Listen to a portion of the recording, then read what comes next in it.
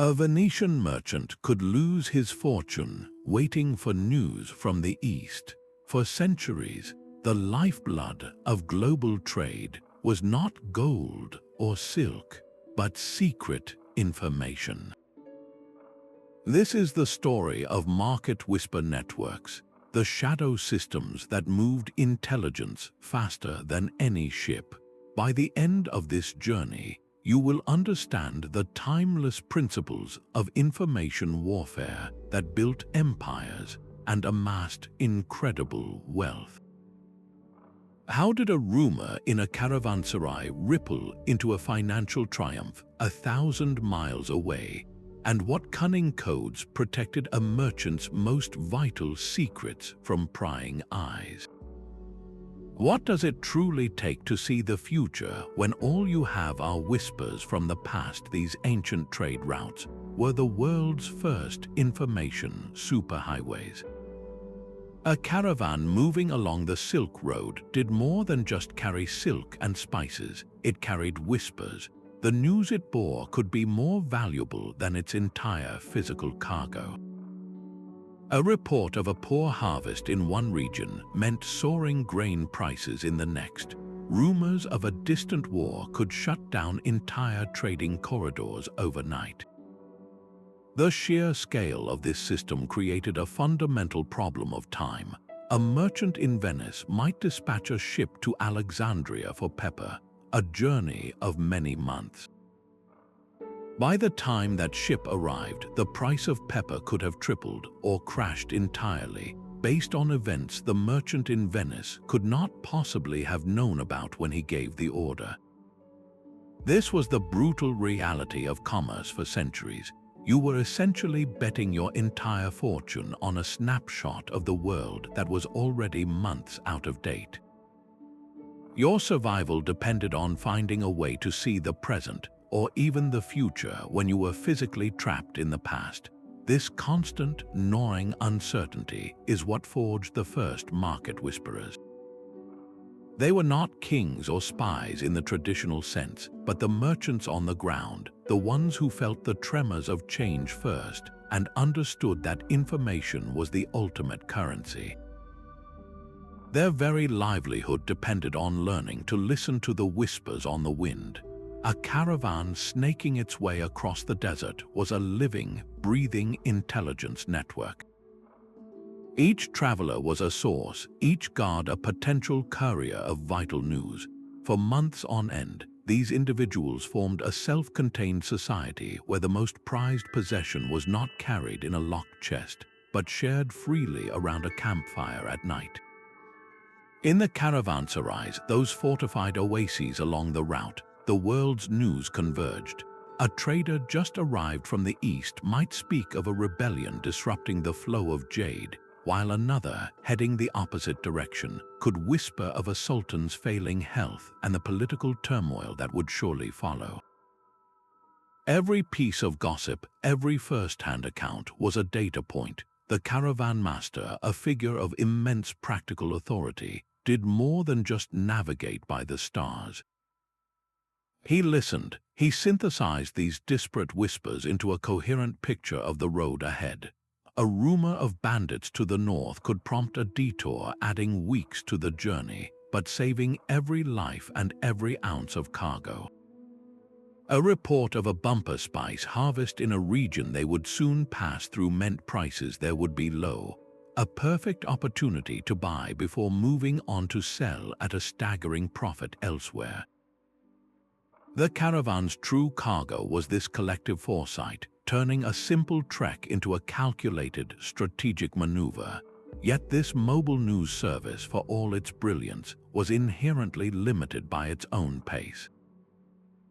Its intelligence was only as fast as a camel could walk, creating a critical vulnerability that smarter merchants learned to exploit through a far swifter system.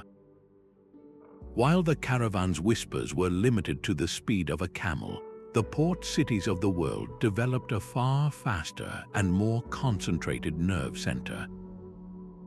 In the bustling coffee houses of London and the smoky taverns of Amsterdam, information did not just travel, it lived and breathed. These were not merely places for refreshment. They were the original stock exchanges and news agencies, all rolled into one. Every day, the same cast of characters would assemble: merchants with ledgers tucked under their arms, ship captains smelling of salt and tar, bankers with purses full of promises, and insurance agents calculating the risks of every whispered storm or pirate sighting. The air hummed with a constant, low roar of conversation, a symphony of commerce where every note was a potential fortune made or lost. This was not idle gossip, it was a serious, collective analysis of the world. A man just off a ship from the Indies might report a delay in the spice harvest, sending a ripple of calculation through the room. Another, fresh from a meeting with a customs official, could hint at a new import tax about to be levied. In London, one coffee house in particular, Lloyd's, became so vital to this ecosystem that its very name became synonymous with maritime insurance. The patrons of these establishments developed a keen ear for truth. They learned to weigh the word of a trusted sea captain with 20 years of experience against the boastful claim of a new speculator. The simple act of sharing a coffee or a pint became a sophisticated ritual of information trading, a way to build the trust necessary to separate valuable fact from dangerous fiction. Commerce and community were fused together in these noisy, vibrant rooms, yet for all their power to centralize information, these hubs presented a new and formidable challenge. How could a merchant in one of these rooms be sure the news he was hearing was true? And once he had it, how could he possibly get that verified intelligence to his partners or agents in another city before it became worthless common knowledge? But the most powerful information networks were not found in chance encounters or crowded coffee houses. They were built by formal institutions, resources to see across entire continents. Merchant guilds transformed the art of the whisper into a science of intelligence. These were not simple trade unions. They were powerful, organized entities that functioned as proto-corporations with their own sophisticated spy networks. At the heart of this system were the factors, trusted agents stationed in key foreign cities. A Venetian guild would have its man in Alexandria, another in Constantinople, and another in Damascus. These factors were the ultimate eyes and ears on the ground, sending back regular, encrypted reports that were far more detailed than any traveler's tale. Their dispatches were meticulous, covering local price lists for every commodity, quality assessments of incoming spice shipments, the political stability of the local ruler, and even the creditworthiness and reputation of other merchants. It was a constant, structured flow of commercial due diligence. The Hanseatic League, a colossal guild of German merchants, mastered this game. Their network of trading posts, called contours, stretched from London to Novgorod, creating a closed loop of information that allowed them to coordinate prices, negotiate favorable treaties with entire kingdoms, and even wage deliberate economic warfare against competitors by flooding a market with goods to drive rivals into bankruptcy. This was not just trading, it was geopolitics conducted by ledger books. To support this intelligence machine, the guilds developed their own private courier systems. These messengers, bound by oath and paid handsomely for their speed and discretion, often moved faster than the royal post, ensuring that a guild master in Bruges knew about a storm wrecking a fleet in the Baltic before the king himself did. This formalization of intelligence turned individual guesswork into a collective, data-driven strategy, giving guild members a colossal and almost unassailable advantage. Yet this entire empire of information rested on a single, fragile pillar: the ability to keep their most vital secrets completely secure from prying eyes. The very existence of these information empires rested on a single, fragile thread: the secrecy of the message itself. In an age of intercepted letters and rampant industrial espionage, a merchant's most valuable intelligence could become their competitor's greatest weapon if a single dispatch was captured. This constant threat gave birth to a sophisticated art, the merchant cipher. Ordinary letters discussing family matters or travel plans became elaborate masks for critical market data.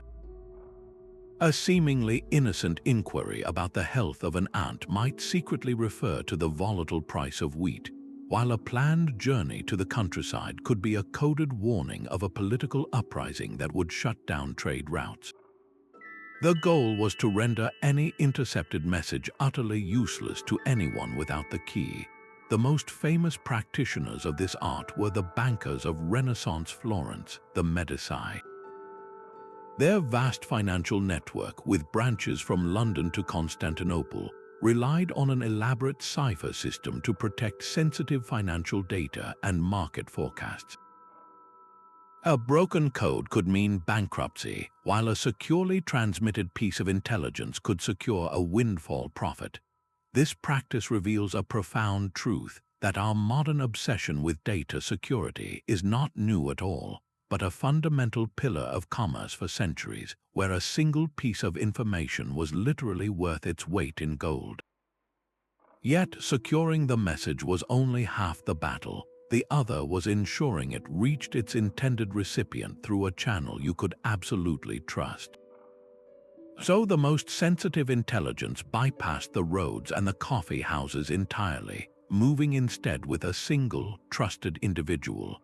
Before any formal postal service existed, the most reliable courier was a human being sworn to secrecy. These were not anonymous letter carriers, they were handpicked agents celebrated for their speed, discretion, and absolute loyalty. A merchant entrusted them with more than just a sealed letter. They carried his entire fortune in the form of a few lines of text. Their role extended far beyond simple delivery.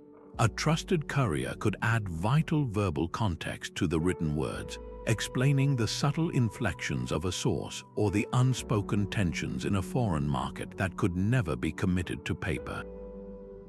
They were living, breathing extensions of the merchant's own judgment. Their knowledge of the land was a form of intelligence in itself. They knew the mountain passes bandits avoided and the backroads that bypassed the toll booths of a hostile lord. As they traveled, their own ears were still open, constantly filtering the roadside gossip, weighing its credibility against the mission they were on. This created a dynamic system where the message itself could be updated and refined by the messenger before it even reached its final destination. Some of the most resilient networks were built on bonds far stronger than any employment contract. Jewish merchants scattered across Europe and the Mediterranean often relied on family. A cousin in Cairo, a brother-in-law in Marseille, a nephew in Frankfurt. These blood ties created a pre-wired global network of unwavering trust. The most legendary of these were the Radhanite merchants. For centuries, they operated as the indispensable link between the Christian West and the Muslim East, at a time when direct contact was rare and fraught with suspicion. Their family-based network, spread across continents, became a privileged channel through which not only goods but also priceless market intelligence and even cultural knowledge flowed freely. The courier was the human fiber optic cable of his age, proving that the most secure network is often just a network of trusted people. Yet even these personal networks could only reach so far, and they were supplemented by a more public and far more perilous source of information. A merchant's private letters and trusted couriers gave him an undeniable edge, but that edge was expensive and exclusive. A quieter revolution was unfolding in the world of ink and paper, one that would begin to level the playing field for everyone. The rise of literacy and the printing press gave birth to the commercial newsletter, often called a price current. Imagine a single sheet of paper, handwritten at first and later mechanically printed, circulating through the coffee houses and guild halls of a city like Venice or Amsterdam. It did not contain personal gossip or political intrigue, but something far more precious to a trader, a simple, stark list. It detailed the going rates for pepper, silk, and grain, the latest exchange rates for foreign currencies, and the vital news of which ships had just arrived and which had set sail. This was public information, available to any merchant who could get his hands on a copy. The earliest known example of this was published in Venice in the 16th century, and it fundamentally changed the game. No longer was basic market data solely the domain of the powerful guilds with their private spy networks. Now any enterprising merchant with a small subscription fee could access a standardized snapshot of the market. This was the dawn of the public financial press. The frantic competition to acquire the latest issue first was a form of high-stakes racing, as even a few hours' head start on knowing that the price of copper had jumped in London could be the difference between a modest profit and a windfall. These newsletters work to reduce what economists call information asymmetry, the dangerous imbalance where one party knows much more than another. By providing a common baseline of facts, the price current prevented the most blatant forms of exploitation and created a more transparent, albeit still fiercely competitive, marketplace. Yet this very transparency created a new challenge for the ambitious merchant. The newsletter provided the raw numbers, the what of the market. It told you that sugar was trading for 10 ducats a pound. But it never explained why. Was the price high because of a hurricane that destroyed the Caribbean crop, or because a sultan's wedding was driving up demand for confections? The published data was a powerful tool, but it was utterly silent on the cultural forces that moved the world. To understand the why, a merchant needed to become more than a number cruncher. He needed to become a true student of human nature. The price current told you the cost of sugar, but it could never tell you the story behind the price. That required a different kind of knowledge entirely, one that could not be printed or carried by a courier. The most successful merchants possessed a secret weapon far more potent than any coded letter: cultural and linguistic fluency. They understood that numbers on a page were lifeless without the context of the people who created them. A merchant who arrived in a foreign port armed only with a ledger was at a severe disadvantage. But a merchant who could speak a few words of Arabic, who understood the complex gift-giving rituals of a local chieftain, or who knew which royal vizier truly held the power, that merchant could see the future in the subtle currents of daily life. Marco Polo's immense value to Kublai Khan was not merely his goods, but his perspective. He served as a cultural interpreter, explaining the customs and motivations of the distant West, and in return, he gained unparalleled access to the inner workings of the Mongol Empire. This deep cultural intelligence transformed abstract data into actionable foresight. Knowing that a major religious festival was approaching in Cairo meant anticipating a surge in demand for specific spices and fine textiles. Understanding the delicate balance of tribal politics along a caravan route could reveal which paths would be safe next season and which would be consumed by conflict. This knowledge was not gathered in a coffee house. It was built slowly, over shared meals and through patient conversations, by earning the trust of local partners. When a merchant proved he respected the culture, he was no longer seen as an outsider to be exploited, but as a partner to be confided in. Local agents would then share the whispers they would never tell a competitor, rumors of a sultan's illness, or the true yield of a harvest hidden from official tax collectors.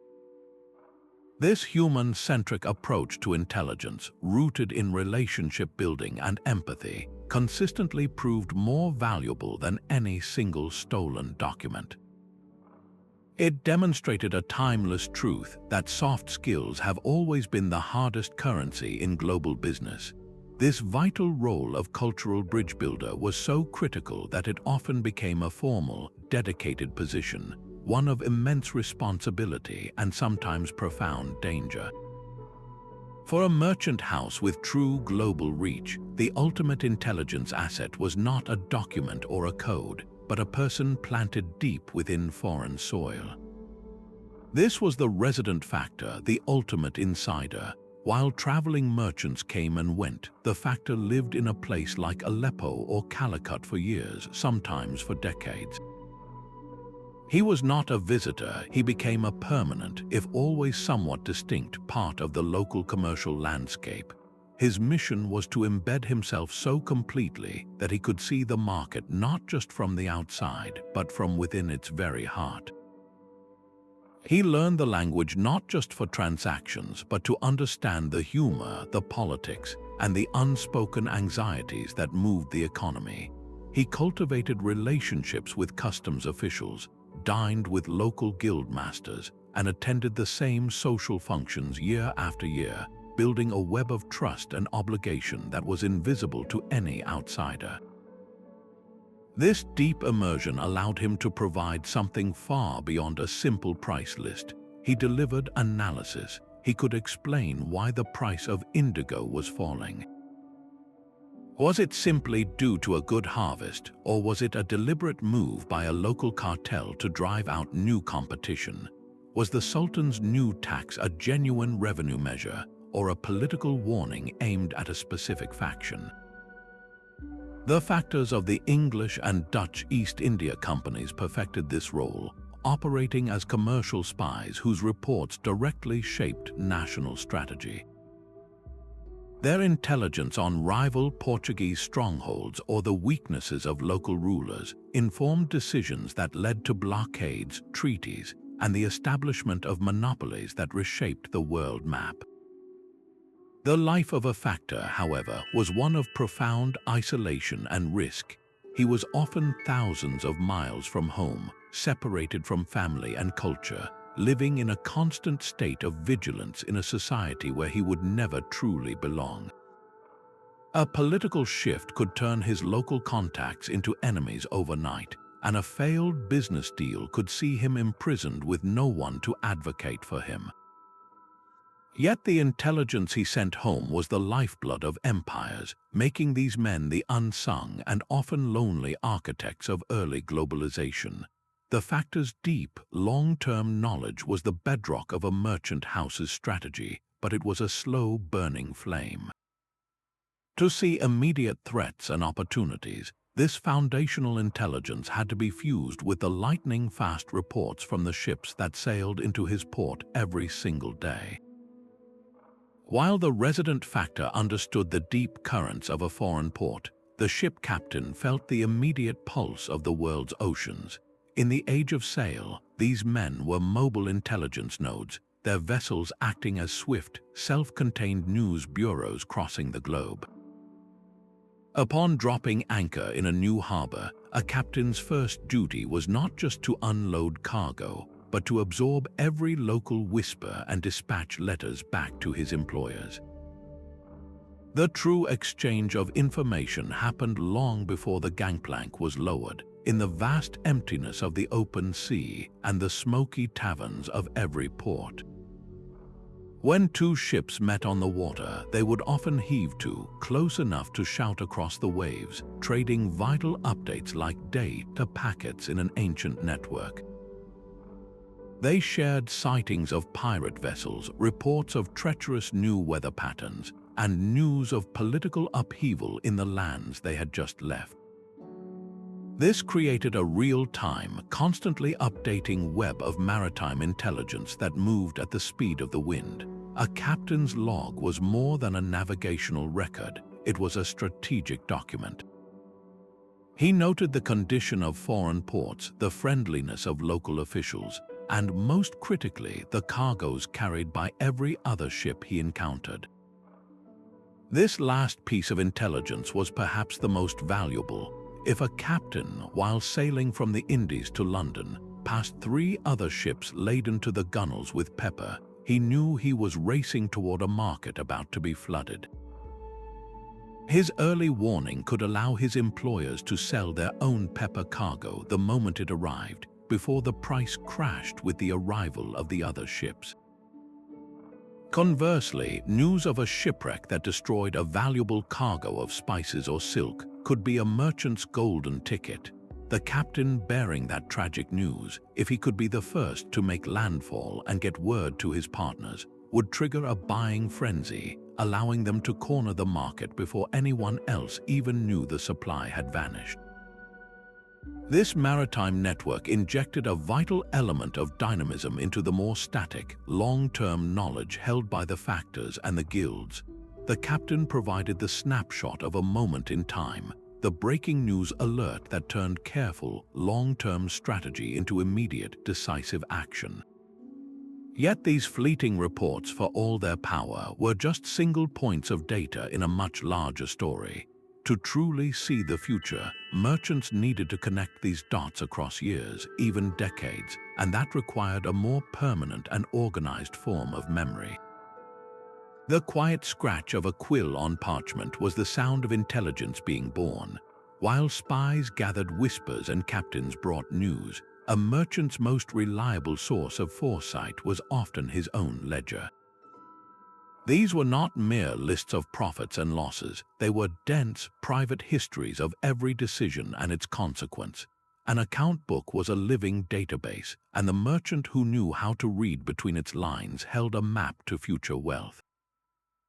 By meticulously recording every transaction, from the price of pepper bought in Alexandria to the freight cost for shipping wool to Bruges, a merchant was building a unique archive of his own experience. The real power emerged not from a single entry, but from the patterns that revealed themselves over months and years of careful notation. Flipping back through the pages, an astute merchant might notice that the price of saffron always peaked in the autumn, just before the religious festivals, or that the trade route through the Levant became prohibitively expensive every time there was rumored unrest in the Mamluk court. He could see which foreign partners always paid on time and which consistently offered excuses. This was strategic intelligence forged from personal history, a way to quantify gut feelings and turn past mistakes into future victories. The innovation that made this possible was double-entry bookkeeping, a system perfected in the merchant houses of Italy. At its heart, it was a tool for radical clarity. By recording every transaction twice as both a debit and a credit, it created a self-balancing system that made errors and fraud far more difficult to hide. But its greater genius was analytical. It organized chaos into a structured format that was easy to review and analyze. A merchant could now see, at a glance, the precise financial health of each venture, each ship, and each trade route. He could compare the profitability of his investments in silk against his investments in spices over a 5-year period. This was the original big data revolution, happening centuries before computers, in the quiet counting houses of Venice and Florence. The ledger was a mirror reflecting the past, but for the merchant who understood its language, it became a crystal ball. He could forecast that a poor harvest in Sicily 2 years prior had led to a surge in grain imports from Egypt, and if the weather patterns looked similar this season, he could position himself to capitalize on that same demand once again. His own records gave him the confidence to act when others hesitated. Yet for all this analytical power, the numbers in the ledger could only tell you what had happened. They could never capture the subtle human reasons why. A reliable partner might suddenly default on a payment, not because he was dishonest, but because a local governor had seized his assets. The figures were silent on the shifting loyalties and unspoken tensions that truly moved the markets. The cold, hard data of the ledger had to be warmed by the fire of human understanding.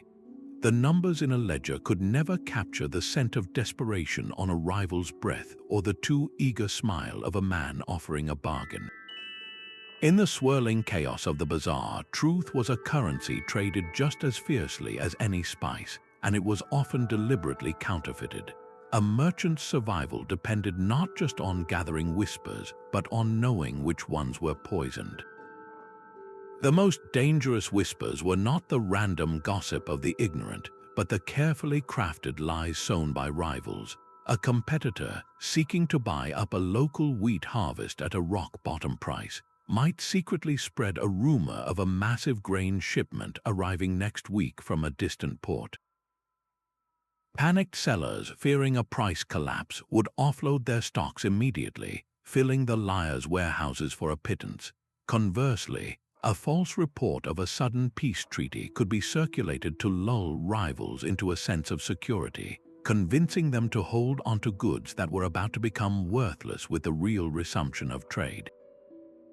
These were not simple tricks, they were sophisticated psychological operations designed to weaponize information. This environment forced every serious merchant to become a master verifier. He learned to treat every piece of news, no matter how enticing, as a hypothesis to be tested. A report from a ship captain about a pirate attack would be weighed against the absence of similar news from his own trusted factor in that region.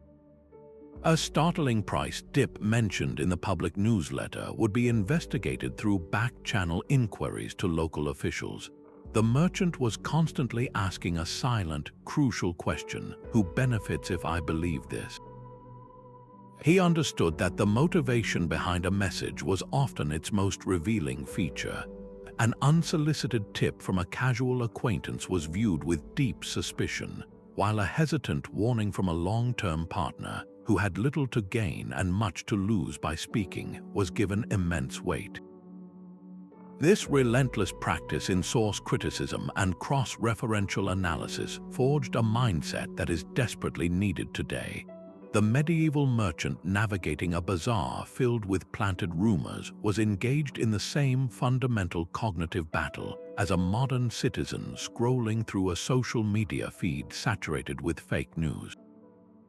The platforms have changed, but the essential skills of skepticism, triangulation, and motivational analysis remain the absolute bedrock of discerning reality.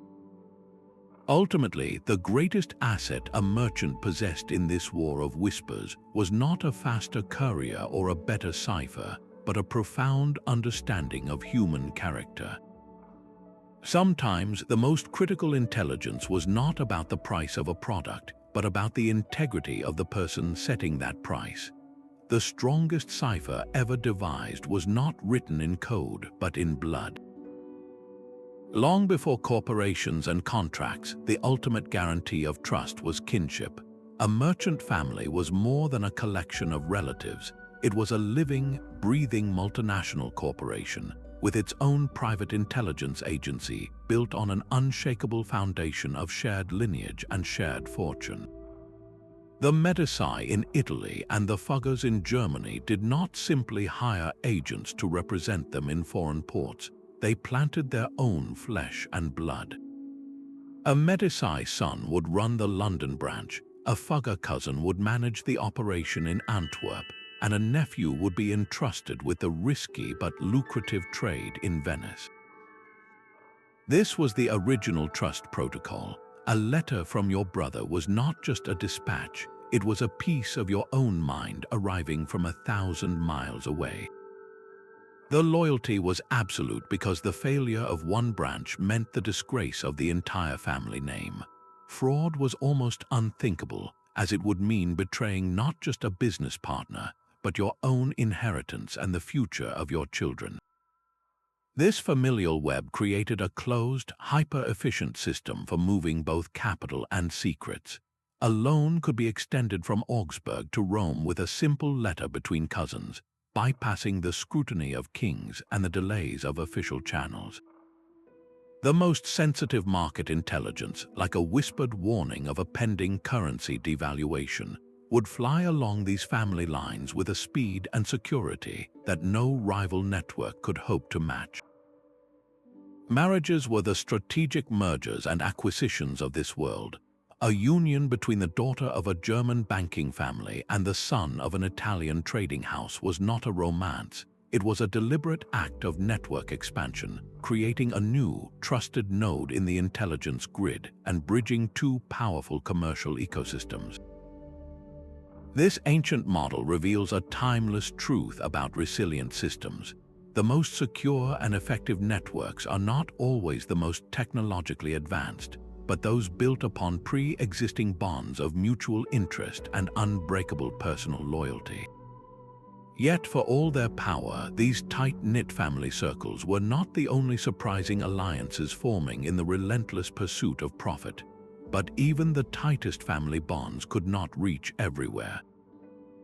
In the fractured world of the medieval Mediterranean, where popes and caliphs issued decrees against trading with the enemy, the relentless engine of commerce demanded its own solutions.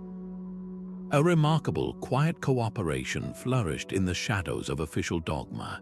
Christian, Jewish, and Muslim merchants, finding common ground in their shared language of profit, built fragile but vital bridges across deep cultural chasms. A Jewish merchant based in Cairo, for instance, could operate with a freedom and access in the markets of the Muslim world that was denied to his Christian counterparts in Genoa. He, in turn, might have a silent partnership with that very same Genoese merchant, creating a clandestine conduit for information. Through this alliance, the Christian in Italy could receive first-hand reports on the price of Egyptian linen or the political stability of the Mamluk court, intelligence that was simply unavailable through his own traditional networks. This was not born of idealism, but of sheer economic pragmatism. Prejudice was a luxury they could not afford when a fortune was on the line. These cross-cultural partnerships created a form of informational arbitrage. The intelligence they shared was uniquely valuable because it was synthesized from two entirely different worlds, offering a composite picture of the market that their more insular competitors could never see. A rumor heard in a Genoese port about a planned naval expedition might be cross-referenced with a whisper from a Cairo bazaar about shifts in the Sultan's military spending, revealing the true scale of a coming conflict and its likely impact on trade routes. Yet these alliances were walking a perpetual tightrope. The same merchant who was a trusted partner in one city could be denounced as a traitor or an infidel in another, depending on the shifting winds of political or religious fervor. Their success depended on a delicate dance, maintaining the trust of their cross-cultural partners while never drawing the suspicious gaze of the authorities in their own home ports. This demonstrated a powerful, enduring truth that the flow of information abhors a vacuum and will always find a way to seep through the cracks in any wall, real or ideological. A merchant's ledger might detail the price of iron, but a king's war plans revealed the future demand for it. The most powerful whisper network of all was not hidden in a caravanserai or a coffee house, but in the throne room itself. Merchants and monarchs were locked in a dance of mutual need, a symbiosis where gold and information flowed in both directions.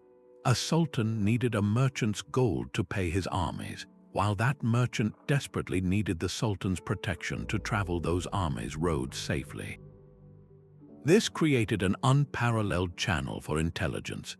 A merchant who had the ear of a finance minister might learn of a new luxury tax weeks before it was announced, allowing him to offload his inventory of silks or jewels before the market crashed. He might catch a whispered hint of an impending naval blockade, giving him just enough time to reroute his entire fleet and save a fortune. The relationship was a two-way street. Rulers confined to their palaces were often blind to the world beyond their borders. They came to rely on the merchants who visited their courts, using these well-traveled men as their eyes and ears.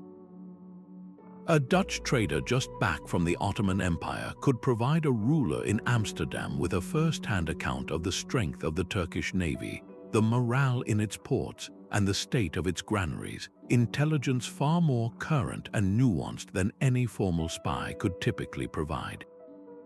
This blurred the line between commerce and statecraft completely. The most famous examples were the Venetian ambassadors, who were, in essence, merchant spies.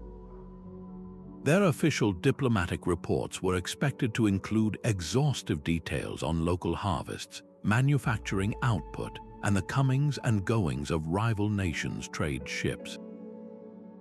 For Venice, understanding the economy of a rival city was as crucial as understanding its political alliances, because one was the foundation of the other. This deep intertwining of market and political intelligence is a timeless reality, where the fate of a merchant's fortune and a kingdom's treasury have always been woven from the same thread. Yet, securing a privileged position in a royal court was one thing. It offered no protection against the sudden, sharp violence that waited on the open road. A merchant could amass a fortune in silk only to lose it all to a single storm or a hidden blade. For all the talk of profit, the most critical intelligence often focused on a far more fundamental goal: simple survival. The whisper networks were an early warning system against the world's chaos, constantly scanning for threats of piracy, banditry, and natural disaster. A reliable report of a new pirate fleet gathering near the Strait of Malacca would send ripples of calculated panic through every trading house from Lisbon to Canton. Ship captains, upon hearing such news, would immediately plot new courses, adding weeks to a journey to avoid a deadly encounter. The cost of a delayed cargo was always preferable to the total loss of ship, goods, and crew. On land, the caravans faced a similar creeping threat. A whisper from a fellow traveler about bandit activity in a mountain pass was not just gossip, it was a strategic directive. A caravan master would heed that warning without question, diverting his long line of camels and men onto a safer, if longer, path.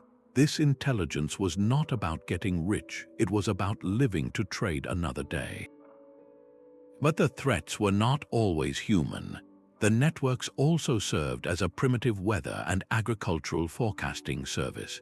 News of a devastating drought in a breadbasket region, or reports of unseasonable floods ruining the rice paddies, provided a brutal clarity about the months to come. This was not merely meteorological data, it was a financial and social forecast. A merchant hearing of a failed harvest knew that famine would follow, driving up the price of grain and causing social unrest that could make entire trade routes impassable. He could then position himself to profit from the coming scarcity, but more importantly, he could ensure his own caravans carried enough provisions to avoid the starving, desperate mobs that such crises inevitably created. This form of intelligence was visceral and immediate, a constant reminder that the greatest profit was the one you managed to keep. For a few fleeting weeks each year, the sprawling fields of Champagne in France transformed into the beating heart of the global economy.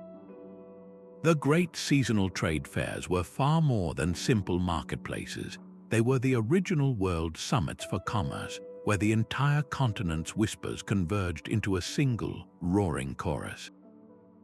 A merchant arriving from Venice would find himself surrounded by traders from Flanders, bankers from Lombardy, and spice merchants from the Levant. The sheer concentration of specialized knowledge was staggering. In the rows of temporary stalls and bustling taverns, you could learn more about the state of the world in a single afternoon than you might in a year of waiting for couriers. But the real business was not just in the goods on display, it was in the air itself, thick with the news and rumors that would set the economic agenda for the next 12 months. The deals struck here, the bulk purchases of English wool or Flemish cloth, established unofficial price benchmarks that rippled out to every corner of Europe. A low price agreed upon for Baltic timber at the Champagne Fair would soon depress prices in shipyards from Lisbon to Constantinople. This was where the fragmented data from 1,000 different sources was synthesized, debated, and forged into a coherent market narrative. It was the one place a merchant could truly take the pulse of the entire economy, to hear firsthand about a poor harvest in the East while simultaneously learning of a new fashion for a certain dye in the West. These fairs were also the ultimate networking events. The partnerships and friendships formed over a shared meal in a temporary pavilion became the backbone of intelligence networks that would function for the rest of the year. A promise to exchange letters, a handshake agreement to share news, these were the bonds that extended the fair's reach across time and space. Yet for all this macro-level insight, the most immediate and actionable intelligence was often found not in the grand halls, but in the subtle, unspoken language of the marketplace itself. A merchant's most vital intelligence report was written not on paper, but in the world around him. The chaotic hum of a bustling bazaar was a living document, and the truly successful merchant knew how to read it. He would walk slowly through the crowded aisles, his eyes scanning for the subtle truths that whispers could never convey.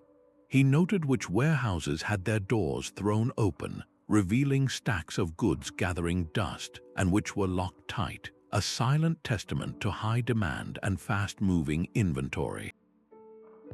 The very dust on the crates told a story of stagnation, while worn paths to a specific trader's stall spoke of recent, frantic activity.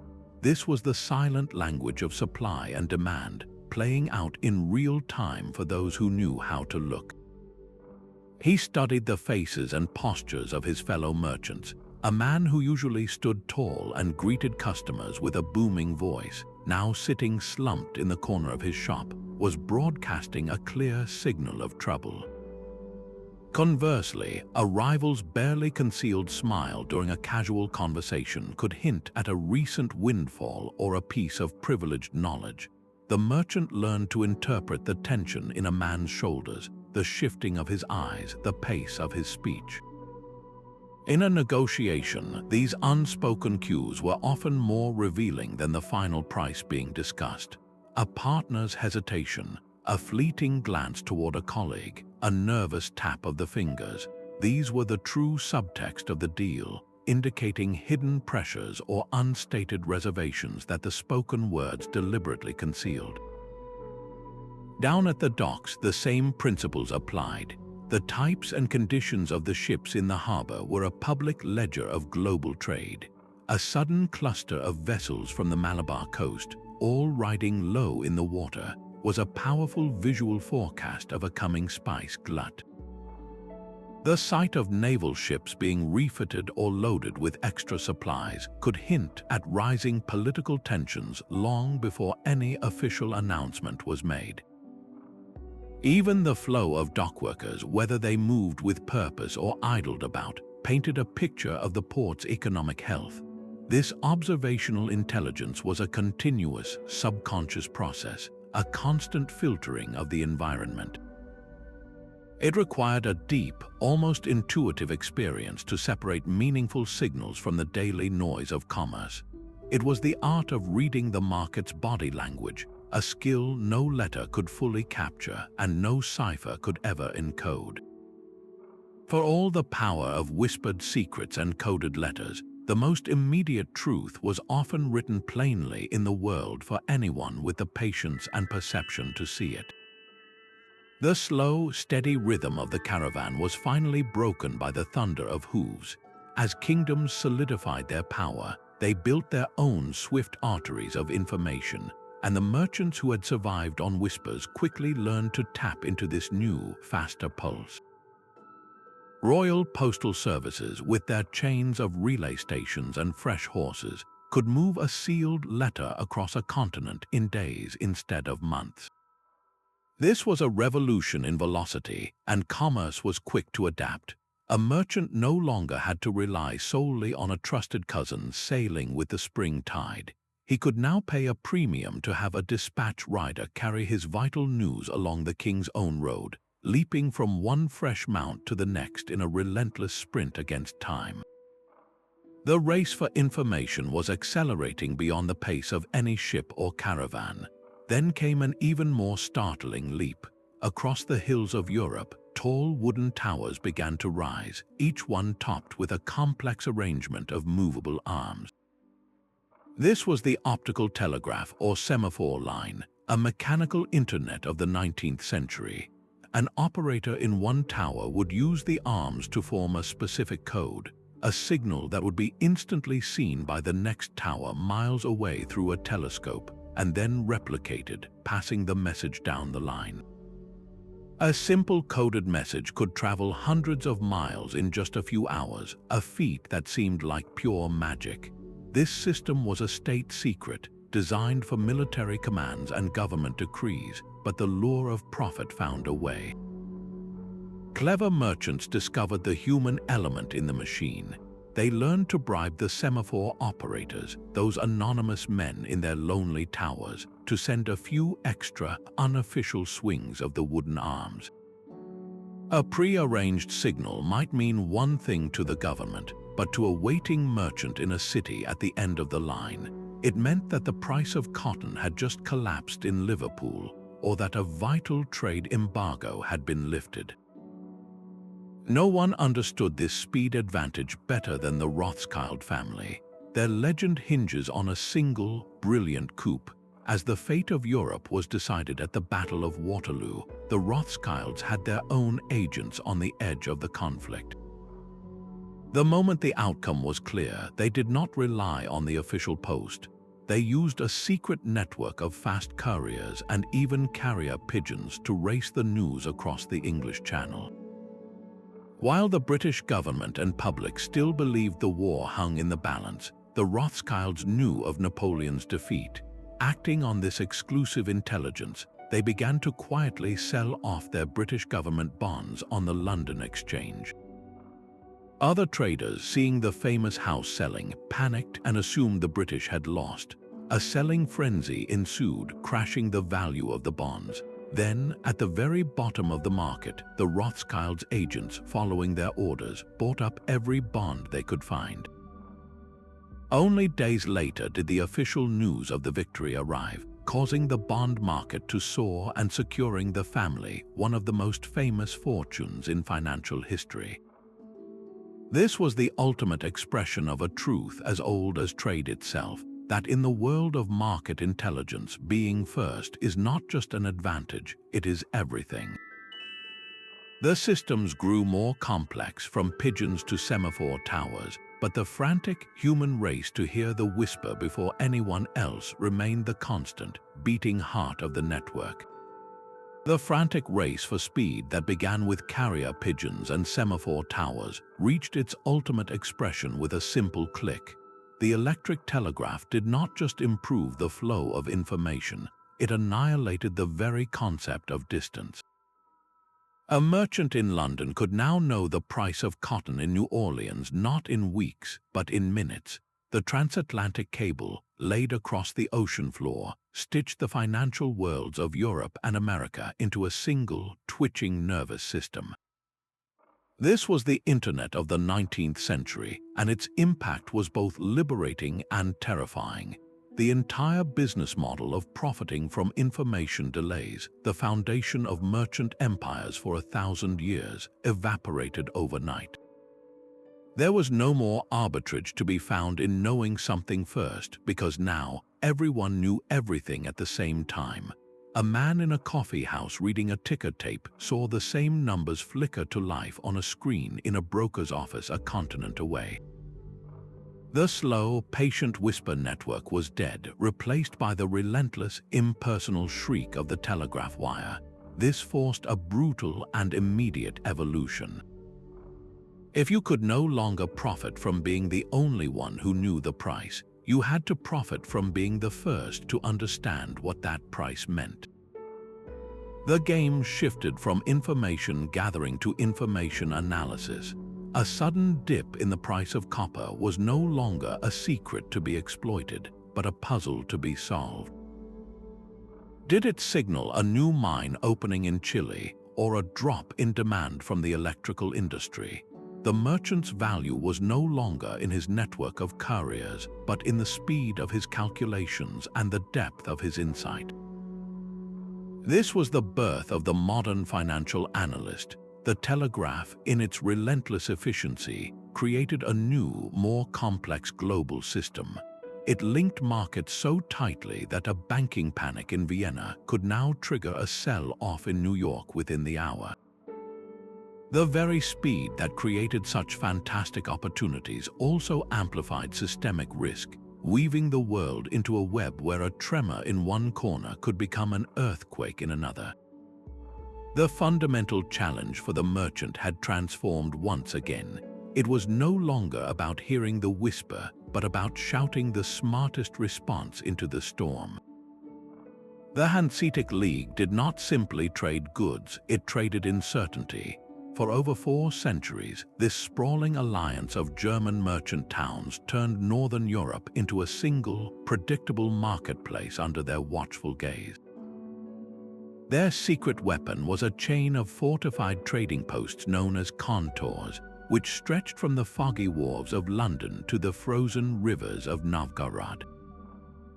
Each contour was far more than a warehouse. It was a listening post, a diplomatic mission, and a command center all in one. The agents stationed in these outposts were masters of local knowledge, sending back a relentless stream of coded letters detailing everything from the size of the Baltic herring catch to the political mood of a Norwegian king. This constant, confidential chatter between the contours created a closed-loop intelligence system of staggering efficiency.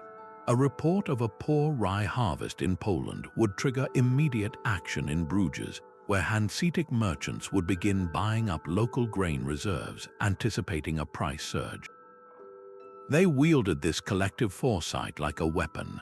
When a king or city dared to challenge their privileges, the League could impose a trade embargo with chilling coordination, halting all commerce and starving a rival of essential supplies until they capitulated. Their power was not built on armies, but on a shared, secret understanding of the market's deepest currents. They knew the exact moment to flood a city with cheap cloth to bankrupt a competitor, and the precise tariff to negotiate for a monopoly on Russian furs. This networked intelligence made them a commercial superpower that could outmaneuver and outlast entire kingdoms. Yet their very success contained the seeds of their own decline, as the rise of powerful, centralized nation-states and new corporate giants with even broader horizons would soon render their tightly controlled network vulnerable. The British East India Company began as a simple trading venture, but it soon grew into something far more formidable, a corporate empire with its own private army and a license to conquer. Its intelligence network was not designed merely to find the best price for pepper, but to identify the weakest link in a Maharaja's chain of command. The company's factors, once mere commercial agents, transformed into political officers, methodically compiling dossiers on local rulers, cataloging their rivalries, their financial troubles, and the loyalty of their troops. A report from a factor in Madras detailing the crumbling authority of the Nawab of Bengal was not just a piece of market gossip. It was a strategic blueprint for the Battle of Plassey, a conflict that would deliver the riches of an entire province into the company's hands. Across the globe, the Dutch East India Company operated with the same chilling efficiency. Its agents in the Spice Islands did not just negotiate for nutmeg and cloves. They demanded monopolies, and if a local sultan refused, the company's warships would enforce a blockade, starving entire islands into submission. The intelligence they prized most was not just the location of spice groves, but the weak points in a rival European power's supply lines or the secret techniques of Chinese porcelain makers, which they worked tirelessly to steal and replicate. For these entities, a market forecast and a declaration of war were two sides of the same document. The Whisper network had evolved from a tool for survival into an instrument of raw, state-backed power. The pursuit of profit was no longer just about understanding the market. It was about remaking the world to suit that market's demands, demonstrating that information, when fused with overwhelming force, could build an empire as surely as any army. A successful merchant lived every day with a knot of dread in his stomach. His entire fortune, his family's future, and his hard-won reputation rested on his ability to decipher whispers that were often outdated, deliberately false, or simply misunderstood. This was not a life of calm calculation, but one of perpetual, gut-wrenching suspense. The arrival of every ship or caravan was a moment of sheer terror, a revelation that could either confirm his brilliant foresight or deliver the news of his utter ruin. Imagine placing a colossal bet on a horse race where the results would not be known for 6 months, all while receiving contradictory reports about which horse was even running. That was the merchant's reality. The pressure to interpret correctly was a crushing weight, and a single misjudgment could erase a lifetime of work. This immense strain forged a unique and contradictory psyche. These men were, by necessity, ruthlessly pragmatic, their decisions grounded in the cold, hard numbers of their ledgers. Yet they were also profoundly superstitious, often consulting astrologers to cast charts for the launch of a trading voyage or seeking divine omens in the flight patterns of birds. When human intelligence failed, they turned to the heavens for a certainty the earth could not provide. This was not ignorance, but a psychological coping mechanism for a world of overwhelming chaos. The merchant's ledger might show a profit, but his mind was a battlefield of fear and hope, a constant internal negotiation between the data he possessed and the vast, terrifying unknown that lay beyond it. His greatest asset was not just his network of spies, but his own frayed nerves and his ability to make monumental decisions in the face of paralyzing doubt. The relentless pursuit of a competitive edge rarely paused at the border of morality. For every merchant who built trust through cultural fluency, another saw bribery as a more direct line to the truth.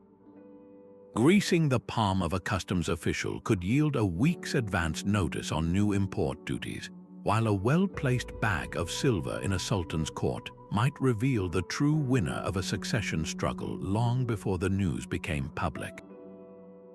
This was not seen as corruption in the modern sense, but as a simple, necessary cost of doing business, a tax on information that leveled the playing field against rivals who were undoubtedly doing the same. The most celebrated coups in commercial history were often acts of outright theft. For centuries, China guarded the secret of silk production with imperial decrees punishable by death. According to legend, it was only in the 6th century that 2 Nestorian monks, hiding silkworm eggs inside their hollow bamboo staves, managed to smuggle the entire industry out to the Byzantine Empire. Centuries later, the Dutch faced a similar monopoly as the Arab world controlled the cultivation of coffee. A single coffee plant, spirited away from the port of Mocha and carefully nurtured in a botanical garden in Amsterdam, broke that stranglehold and gave rise to the vast coffee plantations of the Americas. These were not mere anecdotes, they were deliberate, state-sponsored campaigns of industrial espionage that reshaped global economies. Disinformation was another standard tool. A rival merchant house, hearing a credible-sounding rumor that your fleet had been lost in a storm, might rush to sell their own holdings of a commodity you were known to carry, inadvertently crashing the price and allowing you to buy it all back at a fraction of its worth once your safe arrival was confirmed. These were ruthless tactics, but in the cutthroat arena of historical trade, they were considered legitimate instruments of economic warfare. The ethical frameworks we operate within today were often absent. Primary question was not is this right, but does this work? This historical record forces a deeply uncomfortable reflection. How different are we, really? The legal and social guardrails are certainly stronger now, but the fundamental tension between fierce competition and ethical conduct remains utterly unchanged. The past holds up a dark mirror, reminding us that the hunger for a decisive advantage has always tested the limits of what a society is willing to tolerate.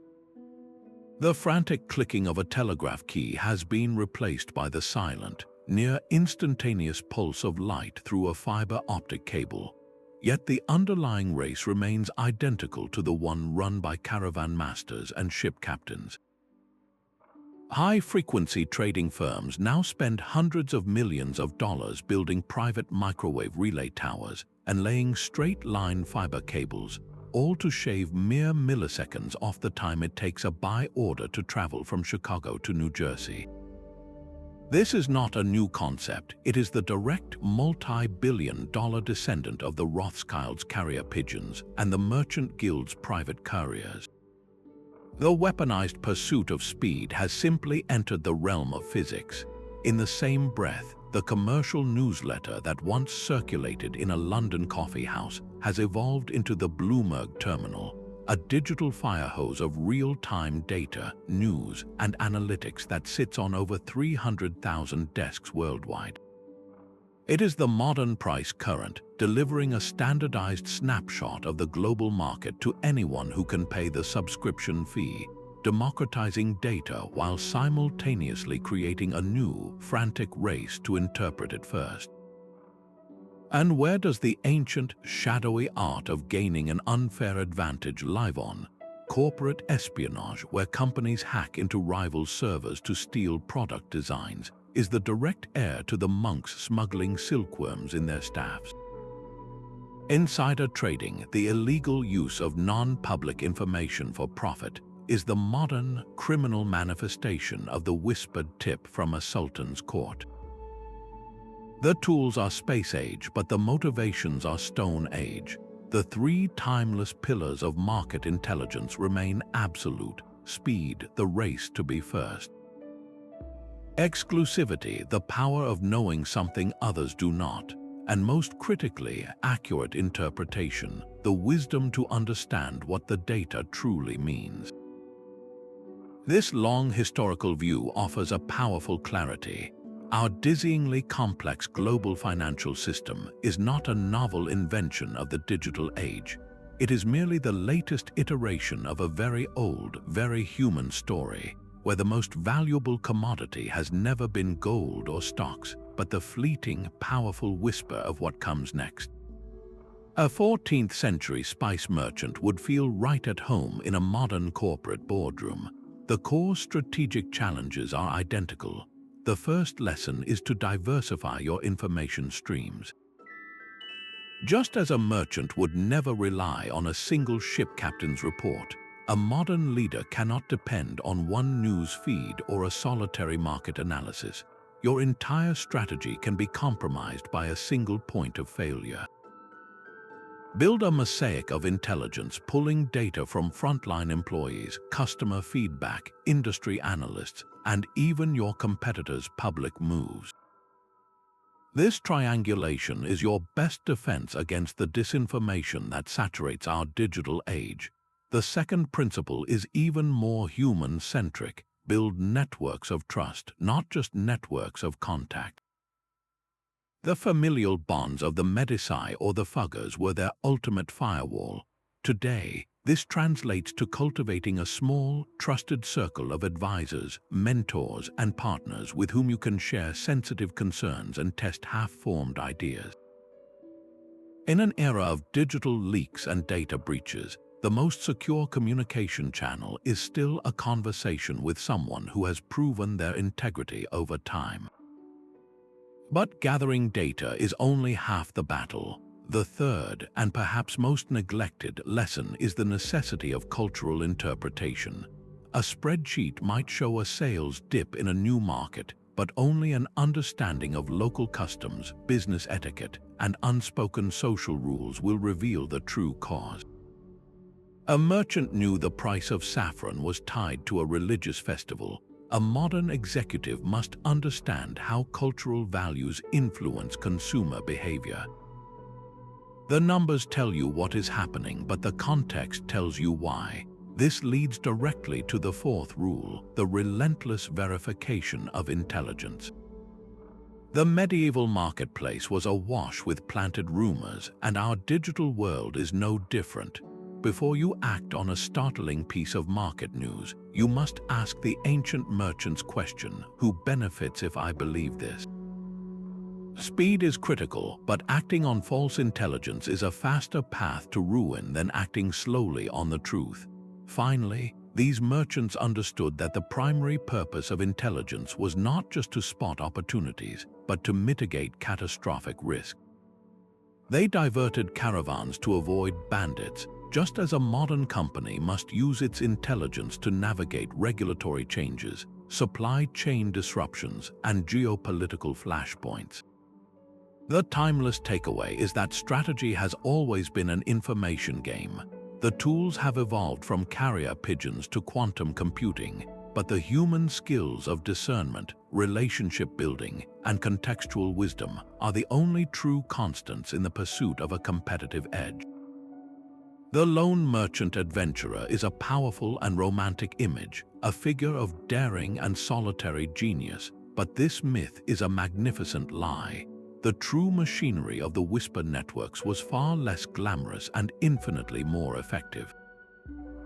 It ran on the ink-stained fingers of clerks, the meticulous columns of double-entry ledgers, and the relentless, monotonous work of cross-referencing 100 different reports. This was not a world of swashbuckling luck, but one of systematic, often tedious effort. The exciting whisper that secured a fortune was merely the final product, the tip of an iceberg built from endless letters, painstaking record-keeping, and the slow, patient cultivation of trust over years. Think of the factor stationed in a foreign port for a decade, not as an adventurer but as a dedicated analyst. His life was a routine of writing daily dispatches, verifying the credit of local traders, and maintaining complex relationships with a dozen different officials. His greatest triumphs were often invisible, like catching a subtle inconsistency in a price list that revealed a competitor's weakness, or noticing a change in a local official's demeanor that hinted at a coming political shift. This was the vast, labor-intensive bureaucracy of information that powered global trade. The real architects of early capitalism were these unsung clerks and agents, the human processors who transformed raw, chaotic data into actionable insight.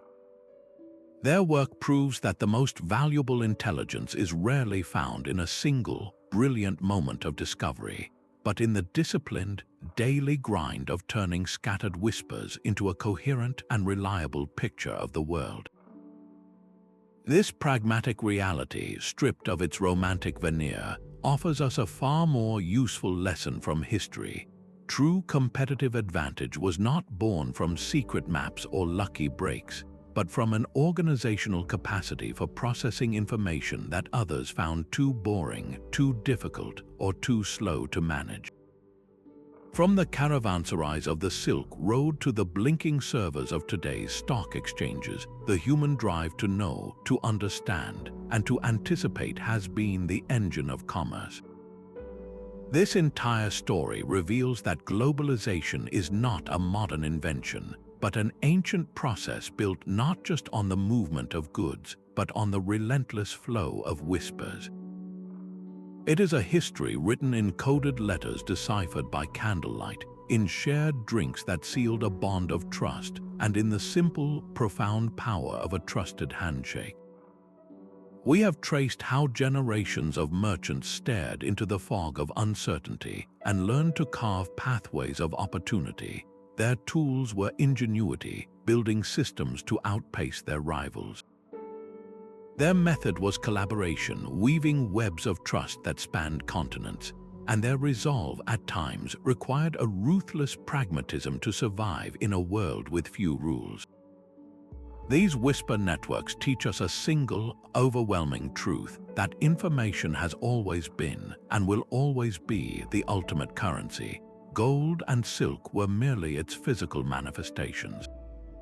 The timeless skill, the one that built fortunes and empires, is the capacity to gather this information, to secure it from rivals, and most importantly, to interpret its true meaning amidst a chorus of noise.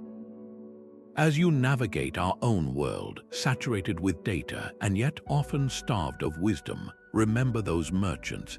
Think of the risks they took, crossing vast deserts and treacherous oceans on the strength of a single, unverified rumor. Let their journey prompt a final, personal question. In your own life and work, how can you begin to build your own network of trusted sources? Who are the people you can rely on to give you a clear signal in the static? The whispers of the past are not silent. They are simply waiting for you to learn their language, offering profound lessons on how to see the future with just a little more clarity than anyone else.